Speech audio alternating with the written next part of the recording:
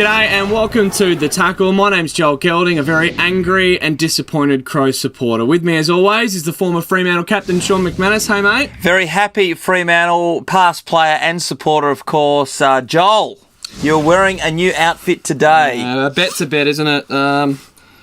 I don't know, it actually, it's starting to give me a rash. I think it's really uncomfortable to wear. Well, the thing is, Joel, we've had two bets this year. So far, 2-0 in favour of McManus. We'll wait and see what happens next season when the two teams rumble again. We'll touch on that in just a moment because I've got a lot to say about how the Crows played on the weekend. But let's start with game number one, Hawthorn Essendon. I did tip this last week to be a bit of a blockbuster. It kind of fizzled in the end, but what I think it really showed, Shawnee, is just how dominant Hawthorn are. Yeah, they have been. I don't have a lot of time still for Essendon, to be perfectly honest. I reckon they would be the first team to get rolled in the finals. That's just my opinion.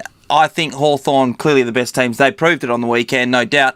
My son had Hawthorn to win by 50 points. He wasn't far from it. Wow. He ended up being 47-point margin in the end. He's a lot smarter than me, and we saw, of course, the return of Buddy Franklin. Kicked 8 snags. Not bad considering he's had the last couple of weeks off. Yeah. He's sometimes he has those games, sometimes he goes missing, but what you can't deny is the talent in the man. He is absolutely fantastic. Yeah, he's a freak of nature, but let's get into Fremantle Adelaide. Saturday night, Patterson Stadium. I was really excited to go down there and watch the game live. It was a pretty good game, and I thought the Crows played pretty well. Dominated a lot of possession at some stages, but just couldn't score. It was so frustrating. They literally had this force field at the 55-metre mark that once they got the ball there, they almost went, well, what do we do now? Do we kick it in or do we... No, we'll turn it over. Yeah, well, that's the thing, playing Fremantle, defensive-based team, and particularly without their tall timber up forward, and that means the forward line pretty much rolls down to the midfield, and then the midfield rolls down to the back line, and hence we're able to score or stop teams from scoring. It is frustrating, I must admit, for the opposition to have that, but at the end of the day, as Ross Lyon said, we counter-punched well, and that was enough to get the job done. The first quarter, by the way, I thought Adelaide was smoking. They dominated particularly the first 15-20 minutes of that quarter, and it looked like it was going to be a really tough game. Yeah, Shawnee, you spoke well. I agree with what you said. I think Adelaide more lost it than Freo won. So anyway, it was never in danger. No, okay. Never in danger. It was our game to lose. And we'll touch on the Western Bulldogs. Fremantle were never headed. They were never headed. Actually, the closest Eagles, the game was about 20 points. We're going to move on, mate. Anyway. We're going to talk about the Eagles because what an upset. Although a lot of people at work here tipped it happening, the Western Bulldogs won by 22 points. It just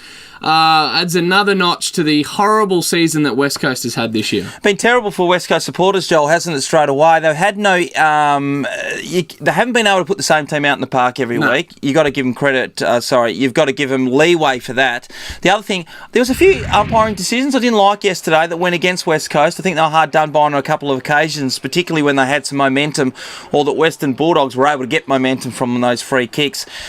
It's a horrible situation for them to be in. They're a better team than that. They've been horrendous this year, to be perfectly honest. But we've got to consider their injuries.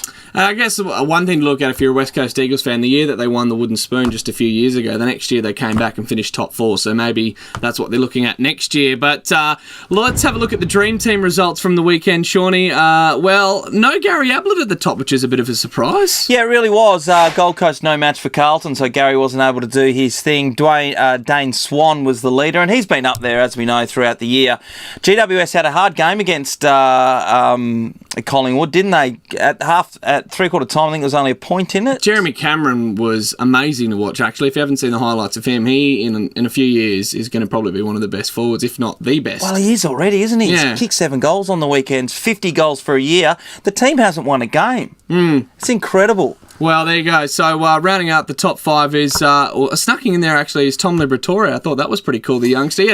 He's had a tough couple of years, so it's good that he's bounced back a bit. Yeah, he has. He's a really great clearance player, and in 5th position was Callan Ward, who is a great recruit for GWS. And this weekend's games, as we turn to round 19, although if you're a Crows supporter and West Coast Eagles supporter, we're just writing this year off. We're looking at next year. But I think one to watch is definitely your boys taking on Carlton.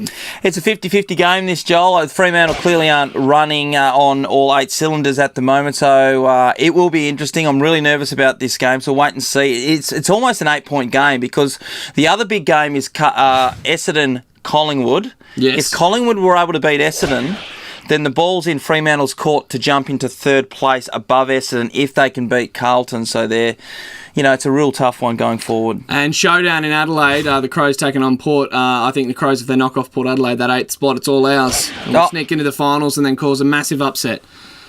No? Keep saying, my friend. I'll tell you what, It's going to be a really, really big game. Port Adelaide having a pretty good year. Their confidence is up at the moment, but as we know, Adelaide, anything can happen in showdown, my friend. That's right, but that is it for the tackle. Done and dusted for another week. We'll be back again next Monday to wrap up the round and have a look at the other big games. We'll see you then. Nova.